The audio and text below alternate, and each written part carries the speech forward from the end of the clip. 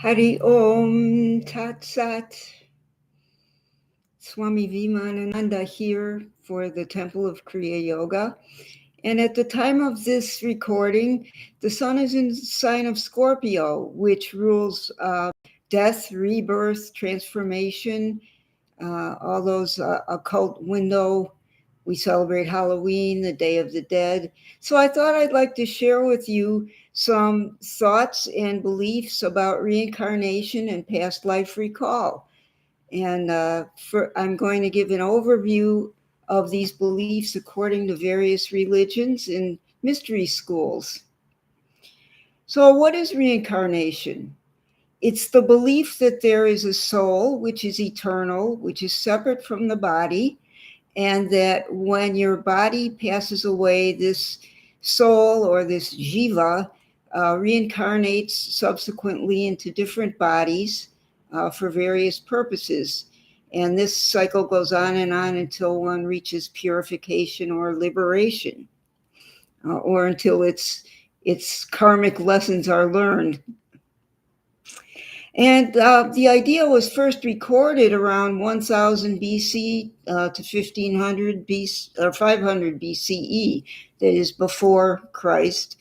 And undoubtedly, these beliefs existed way earlier. It's just that most of the religions had oral traditions.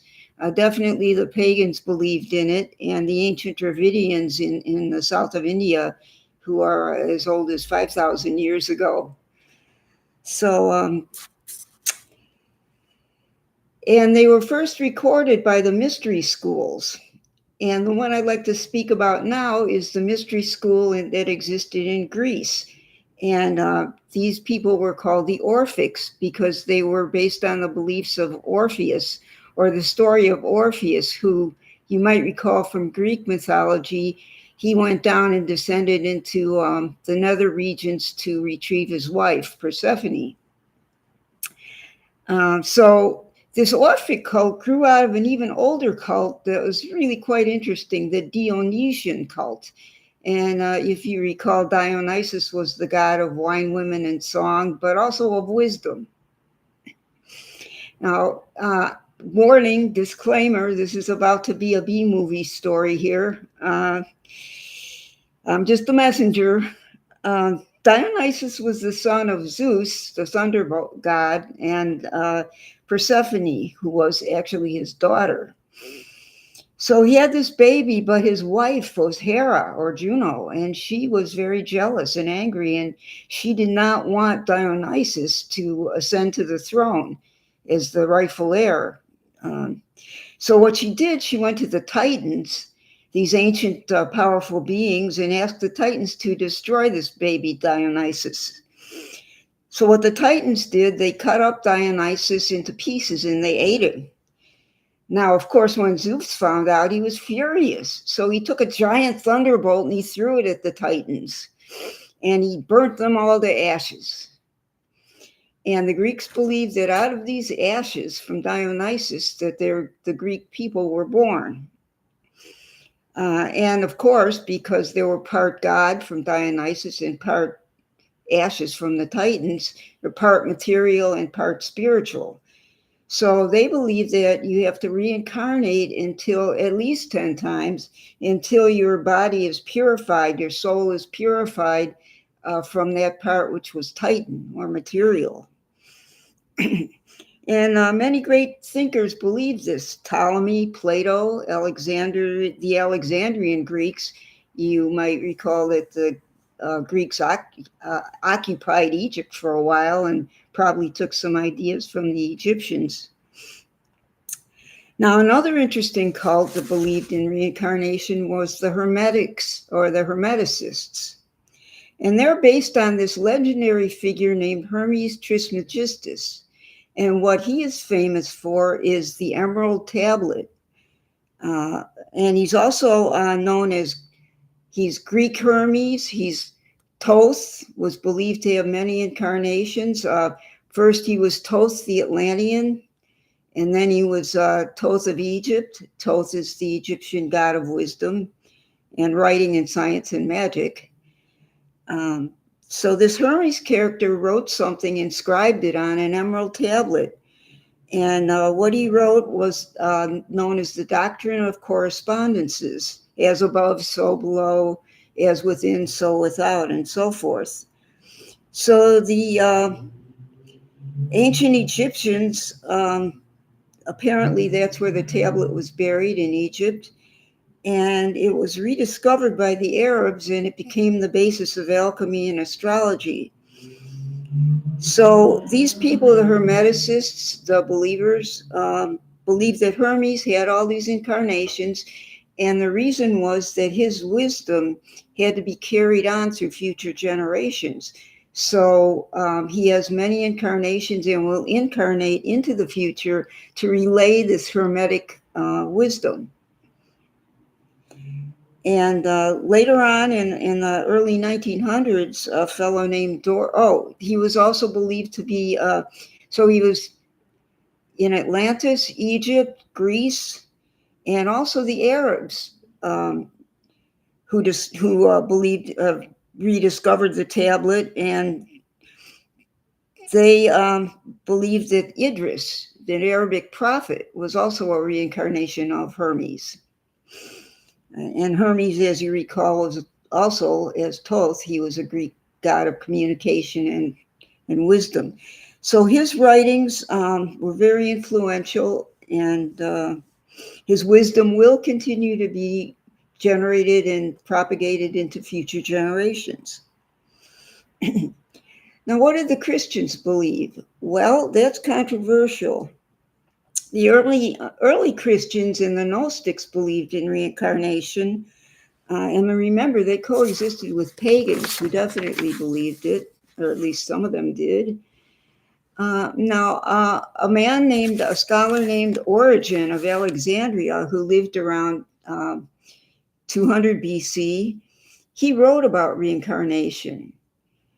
But apparently, there was the Council of Nicaea where all these bishops got together and they wanted to quantify and clarify the Christian doctrine. That was around 325 BC. And apparently these people nullified the belief and said that doesn't exist because it cannot coexist with the idea of the resurrection, where day of judgment, you rise up and you get a new body, and that's your body forever. So we don't know for sure, but there is some evidence or some interesting writings. Some say that John the Baptist was an incarnation of Elijah, and some say that Jesus was an incarnation of King David, or possibly Elisha, who was the son of Elijah. Now in Matthew 17:10-13, it says, and they're asking about, and his disciples asked him, saying, why then say the scribes that Elias must first come? And Jesus answered and said unto them, Elias truly shall first come and restore all things. But I say unto you that Elias is already come, and they knew him not. And then the disciples understood that he spake to them of John the Baptist. So that's some possible allusion to the idea that John the Baptist was Elijah. And here's the one that raises the hackles on my back. Job 1:21. Job said, naked came I out of my mother's womb, and naked shall I return thither. The Lord giveth and the Lord taketh away. Blessed be the name of the Lord. So why would Job say that he returns to a womb if there's not future incarnations? Well, moving on to Judaism. We don't know for sure what the ancient Jews believed. There are stories about heaven and hell. But definitely the medieval Kabbalists believed in reincarnation. And they kept the doctrine secret because they felt that people were not ready for this knowledge, or they would misuse it as an excuse to do whatever they want. Oh, I'll just reincarnate and it won't matter. But the really important belief that they have is called Gilgul. and or Gilgulim, and it's about a giant wheel, and the wheel has the cycle of death, rebirth, death, etc. Youth, middle age, old age, death, etc., and rebirth. And the purpose of this, or all these reincarnations, is called tikkun olam. And it's the idea that we must help God. We are co-creators with God, and we must help God and the world, and we reincarnate until the world is repaired. Um, this is not a perfect creation. We have to help it. And reincarnation allows these souls to reach higher and higher levels of evolution until the soul realizes its full potential and the world is repaired.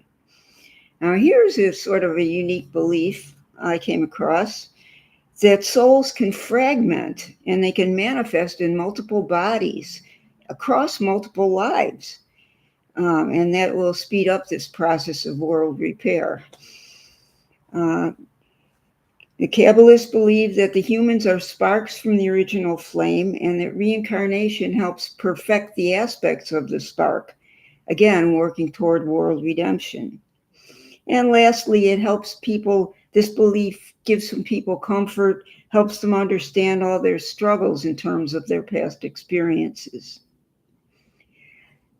Now, the Muslims don't believe in reincarnation per se, except for a sect called the Druze, who's an offshoot, a mystical sect from southern Lebanon. And they believe that reincarnation occurs instantly after you die. And I'll talk a little bit about some accounts that of children, Jewish children that remembered where they used to live and members of their past life family, etc.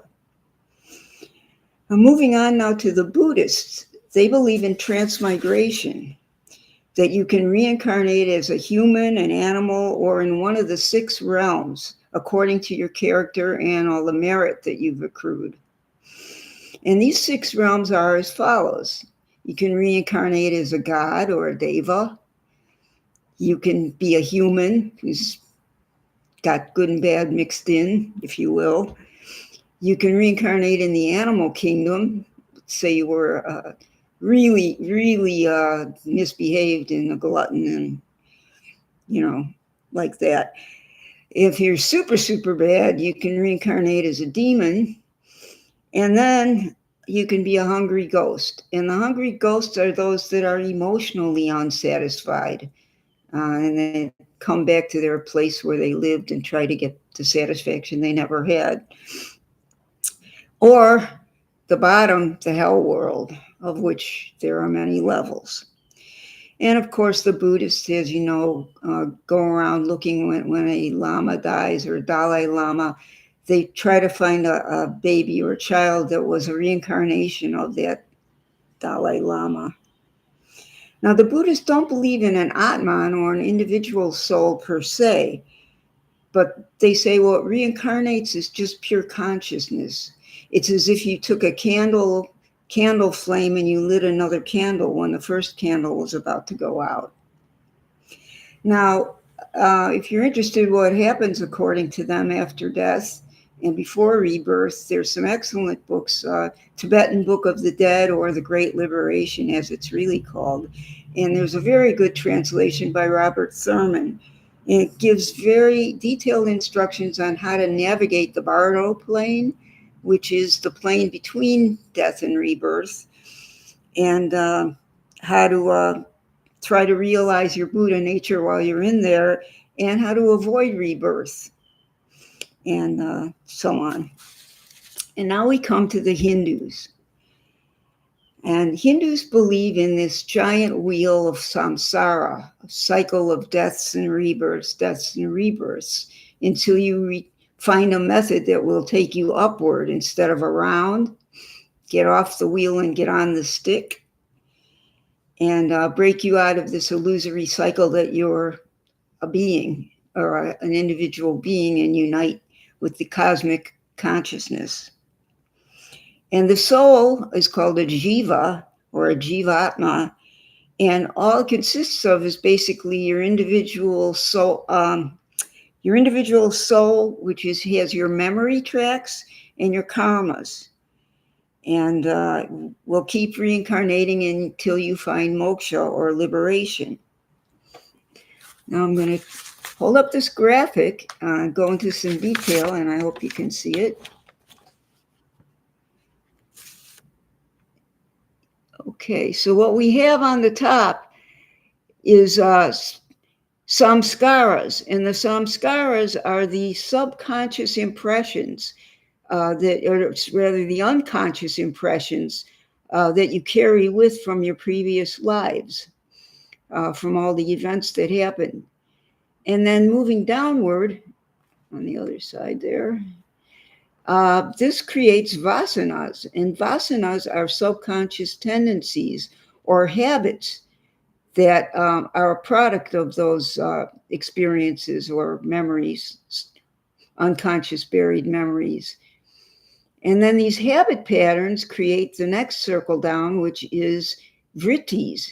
And vrittis are waves or fluctuations in your mind stuff.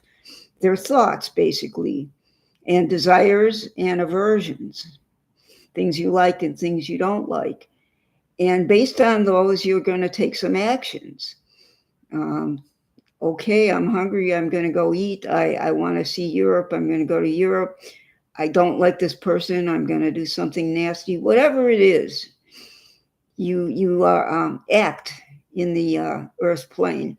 And these actions create future karmas. The merit or dismerit, let's say, just say difficult or positive situations of karma. And these karmas then go into a tank, and the tank is, again, your unconscious or samskaras, or your tendencies, the things you did over and over and that you remember, or the ones that left deep and lasting impressions. So that just creates this endless wheel. So you need a method, whatever that method is, to transcend that wheel. Okay.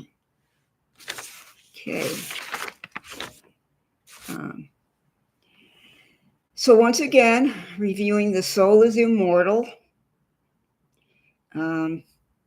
It's born and enfold.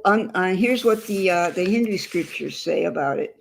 The Shveta Asvatara Upanishad, which were the writings of the sages that were revealed in deep states of meditation.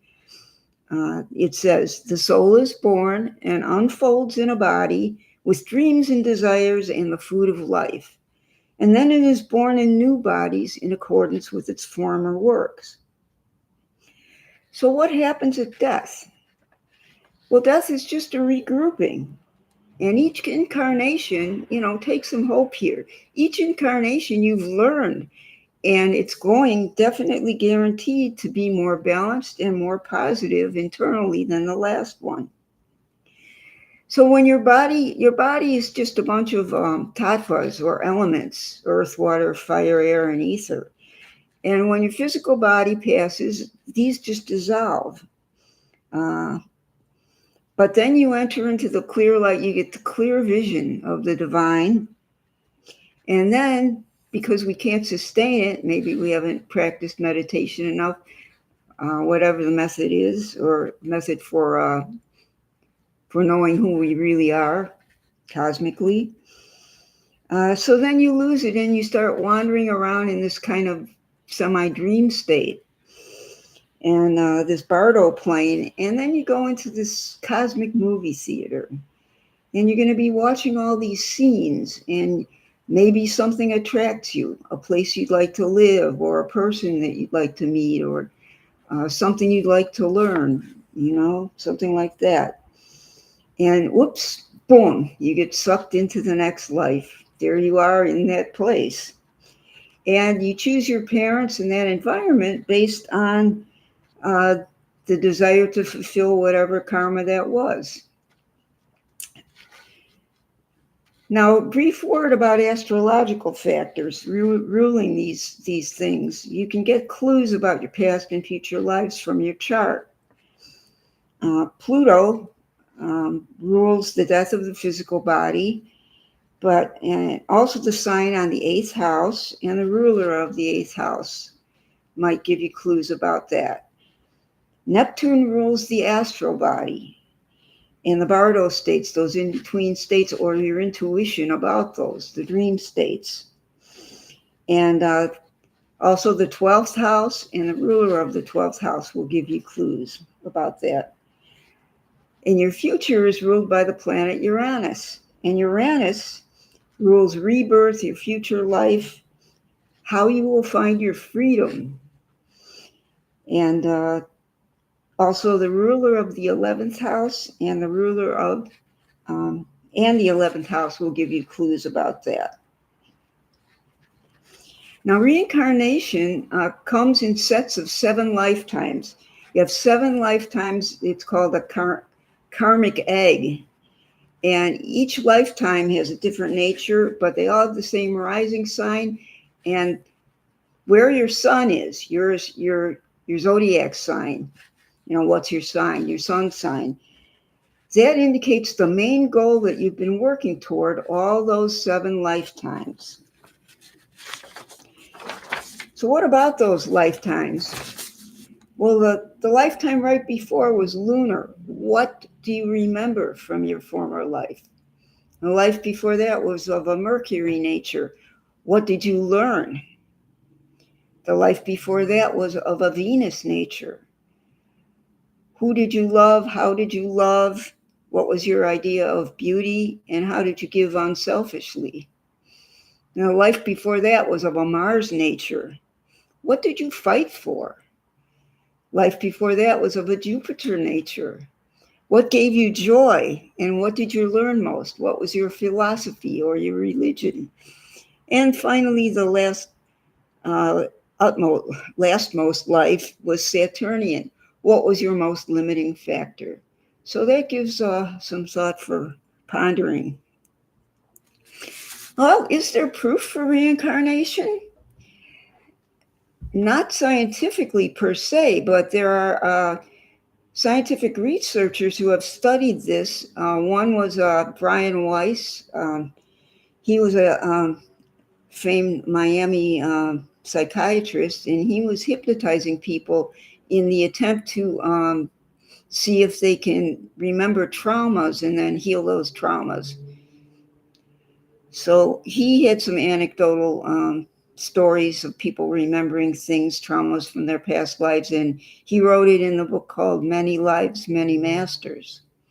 And then I think it was in the 80s, maybe, there was another researcher in Virginia, Ian Stevenson, and he went around to different countries and also America and interviewed children who claimed to remember past lives, or these prodigies who, like Mozart, could play at 3, or thought there were children who remembered previous addresses and so on, and could speak in other languages that they'd clearly never heard, things that they possibly couldn't have known. And what he found was about the Druze. These Druze children, there was one in particular, remembered living in another city. I think the kid was 7 or something. He'd never been to that city. He knew the exact street address of where he thought he had lived. He knew the names of the family members that he had lived there, before. And so they went and checked it out. And the people living there said, yes, definitely that happened. How did he? Yeah, we have a daughter named this, and how did he know? And what the Druze do, they believe it so thoroughly that they will then accept the person that remembered their past life into their own family. It's very interesting. So what if you would like to remember your past life? Have you ever had an intuition about it? Maybe you attune to a certain movie and you say, that looks awfully familiar. I feel very comfortable where that's set, and maybe I lived in the 1800s. I have a friend that thought he used to wear a pocket watch and might spelunk for rocks. He thought he was living in the 1800s gold rush. And I myself have had flashes, being in the deep south, walking under those oak trees and so on, really feeling familiar, having never been there before. Maybe you get it through deja vu. Hypnosis, as we mentioned. They actually have people that do past life regressions, specifically to try to recall that, past lives. Maybe just by psych, you're afraid of water. Well, maybe you drowned in your past life. Dreams are a super way to get some insight into that. Maybe you were in Tibetan marching processions and this dream keeps recurring. You get clues from there. If you're skilled and you know how, you can go up to the Akashic records. The Akashic records are on a very high level astral plane, and that's the book of life, if you will. It's where everything that ever happened ever to anybody is recorded. So your past lives are going to be in there. You could tell yourself before you go to sleep, yes, I'd like to go up and read that Akashic record. And lastly, as we mentioned, you can figure it out from your chart, possibly. And just to close out, there is a method in yoga. It's called degradation of the senses. And you do it over a period of a week, and it involves an intense sadhana or discipline where you withdraw from the world, basically, and then you're going to do a ritual that will cause you to remember. And this particular method, to sum it up quickly, is that you gradually reduce your eating and your sleeping over this time period until the last day you are not eating or sleeping hardly at all. And then you perform the ritual, which, if you need further information, a guru can teach you this method. But the mantra to be used there is Hari Om. And if you repeat this mantra, Hari Om, Hari Om, Spirit, awaken my memory track. At the end of the ritual, you should see a blue symbol flash that will reveal something about your past life. So in conclusion, nothing to worry about. You're immortal. You're learning. Next life's going to be better. Hopefully this life too. Next life is always an improvement. And may you be blessed to remember your past lives, if you will. Learn those lessons, master those lessons, live in joy. And may you be blessed to remember your cosmic, unified self. Hari Om Tat Sat.